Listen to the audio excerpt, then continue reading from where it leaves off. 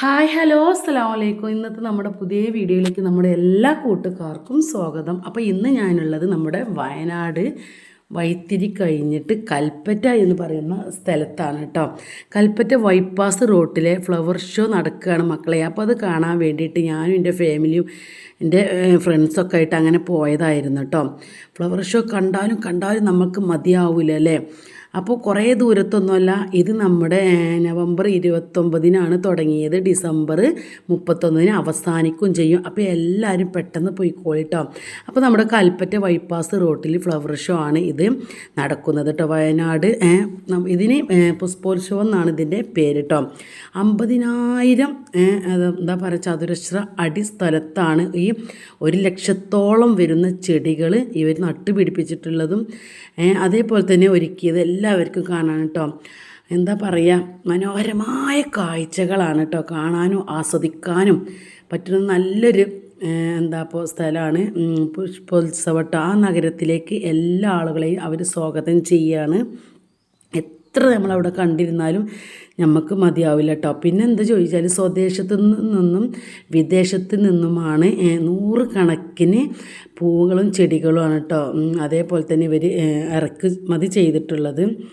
പിന്നെന്ത് ചോദിക്കുകയാണെങ്കിൽ ഒരുപാട് ആൾക്കാർ വരുന്നുണ്ട് കേട്ടോ കാണാൻ. നമുക്കില്ലേ എത്ര കണ്ടാലും മതി വരാത്തൊരു സംഭവമാണ് പൂക്കളും ചെടികളും കായ്കളും അല്ലേ.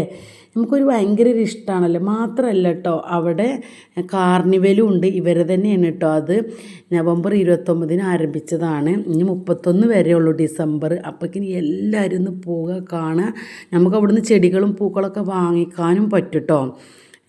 അങ്ങനൊരു ഇതും കൂടി അവരവിടെ ഒരുക്കിയിട്ടുണ്ട്. എന്താ പറയുക, എങ്ങനെ പറഞ്ഞു തരിക എനിക്കറിയണില്ല. അത്രക്ക് ഭംഗിയുള്ള ഒരു സ്ഥലമായിരുന്നു കേട്ടോ. കണ്ടാലും അവിടുന്ന് ഞങ്ങൾക്ക് പോരാൻ തോന്നണില്ല കേട്ടോ.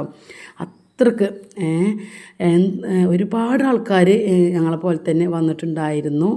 പിന്നെ സ്കൂൾ കുട്ടികളും കാര്യങ്ങളൊക്കെ അവർ വന്നിനി. പിന്നെ ഇത് തുടക്കമായതുകൊണ്ട് ചെടിമ പിടിക്കാനും ഇതാക്കാനൊന്നും പറ്റണില്ല. നോക്കാനൊക്കെ അവർ ഇന്നലെ ആളെ നിർത്തിയിട്ടുണ്ടായിരുന്നു കേട്ടോ.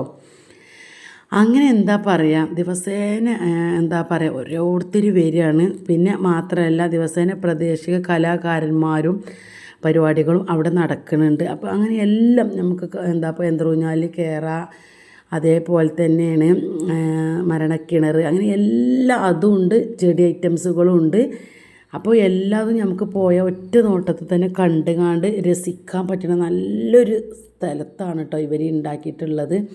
അപ്പോൾ നമ്മൾ കൽപ്പറ്റ എന്ന് പറഞ്ഞാൽ എല്ലാവർക്കും അറിയില്ലേ, വയനാട് കഴിഞ്ഞ് കുറച്ച് പോയാൽ തന്നെ കൽപ്പറ്റ എത്തും. അപ്പോൾ ഉള്ളിൻ്റെ ഉള്ളിൽ അങ്ങനെ ഏരിയയിലൊന്നുമല്ല, വണ്ടിയൊക്കെ പോകണ പാർക്കിങ്ങും സൗകര്യം എല്ലാം ഉണ്ടാക്കിയിട്ടുണ്ട് കേട്ടോ. അവർ നല്ല സെറ്റപ്പോട് കൂടിയിട്ടാണ് അവരിത് തയ്യാറാക്കിയിട്ടുള്ളത്.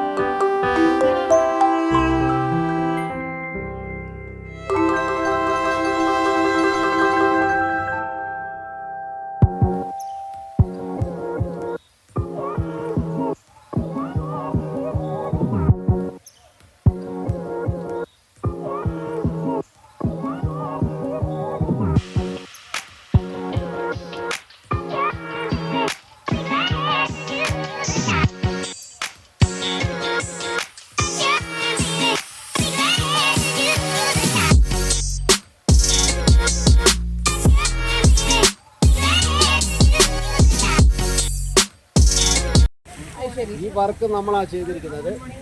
ഞങ്ങളാണ് 50,000 സ്ക്വയർ ഫീറ്റാണ് നമ്മൾ ചെയ്തിരിക്കുന്നത്. 50,000 സ്ക്വയർ ഫീറ്റാണ് ചെയ്തിരിക്കുന്നത്. മനോഹര ജനതാ ഗാർഡൻസ് ജനതാ ഗാർഡൻസോ? ആ, ജനതാ ഗാർഡൻസ് ആണ് ഈ വർക്ക് ചെയ്തിരിക്കുന്നത്. സാദിഖ് റഷീദ്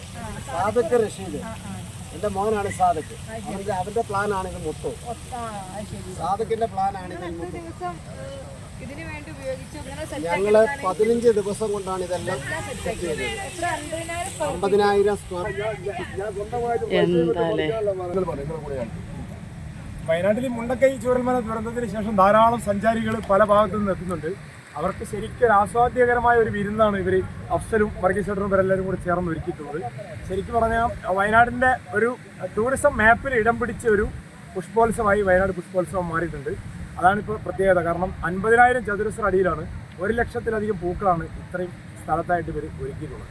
അത് ഇവിടുത്തെ കാലാവസ്ഥയും അനുകൂലമായ കാലാവസ്ഥയും ആ പ്രകൃതി ഭംഗിയും ഈ പൂക്കളും കൂടിയായപ്പോൾ സഞ്ചാരികൾക്ക് വളരെയേറെ ഇഷ്ടപ്പെട്ടിട്ടുണ്ട്. ഇപ്പോൾ ഡിസംബർ 31-ാം തീയതി ഇവിടെ അവസാനിക്കും. എല്ലാവർക്കും ആസ്വദിക്കാനും കാണുവാനും വന്ന് ഉല്ലസിക്കാനും പറ്റിയ ഒരു വലിയൊരു അവസരമാണ്. ചെറിയ പൈസക്ക് വലിയൊരു അവസരമാണ് നമ്മളിവിടെ ഒരുക്കിയിട്ടുള്ളത്. രാവിലെ പ്രോഗ്രാമുകളും ഞങ്ങളിവിടെ അവസരം കൊടുത്തിട്ടുണ്ട്. 11 മണി മുതൽ രാത്രി 10 മണി വരെയാണ് ഈ പ്രോഗ്രാം ഇവിടെ ഒരുക്കിയിട്ടുള്ളത്.